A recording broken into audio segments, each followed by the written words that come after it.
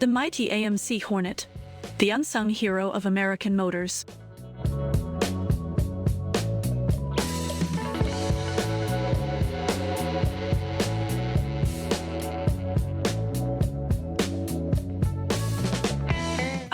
The AMC Hornet. A car that's every bit as American as apple pie, baseball, and an eagle clutching a hamburger. Yet, in the grand annals of automotive history, it's often treated like the kid who perpetually sits at the back of the classroom, picking his nose and dreaming about recess. But today, my dear petrolheads, we're going to give the Hornet its rightful place in the spotlight. The Hornet debuted in 1970, a time when muscle cars were as common as mustaches on state trooper faces. The Hornet wasn't necessarily a muscle car, but it had that certain je ne sais quoi. Or for those who don't speak pretentious, it had that certain oomph. It was American Motors Corporation's answer to the compact car craze, a kind of automotive Swiss Army knife that could be anything you wanted it to be, within reason. At first glance, the Hornet might not make you weak at the knees.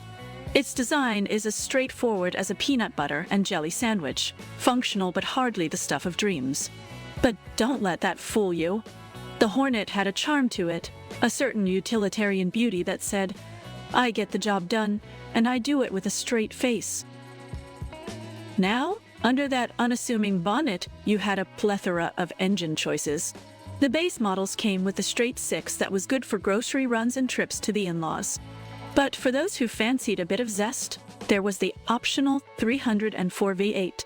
Nothing crazy by today's standards, but back then it was like finding out your grandma used to be a rock guitarist. A bit of a shocker, but in a pleasant way.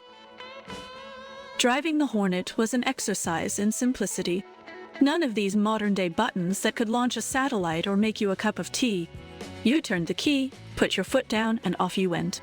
The steering was vague enough to make you question your life choices, but hey, that was part of the thrill. And the suspension, let's just say it was designed for American roads. Long, straight, and lacking in any form of excitement. But the Hornet was more than just an everyday runner. It had a surprising number of guises. There was the Sportabout wagon, which was about as sexy as a toolbox, but immensely practical. Then there was the SAC, a performance variant that gave the Hornet a bit of muscle car street cred, kind of like if Clark Kent could bench press a small car. And who could forget the Hornet's brush with Hollywood fame?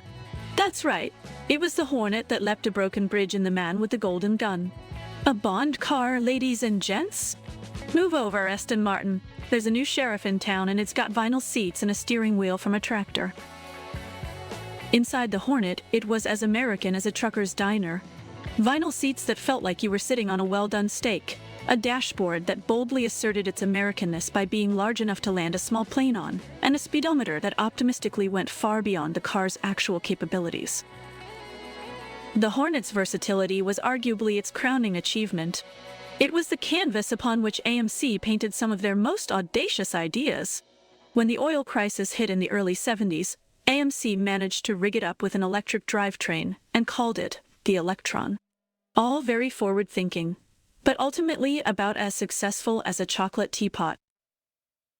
The AMC Hornet is a testament to American ingenuity and a reminder that you don't need billions of dollars or an entire department of nerds to make a car that's beloved.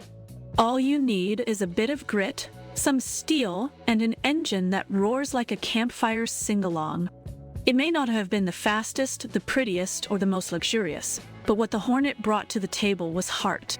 And that, dear viewers, is why it remains an icon. If this dive into the journey of the AMC Hornet revved your engine, give us a like and subscribe to Autoicons. We've got plenty more legends and lunacies from the automotive world waiting for you. Hit that bell icon and never miss an adventure.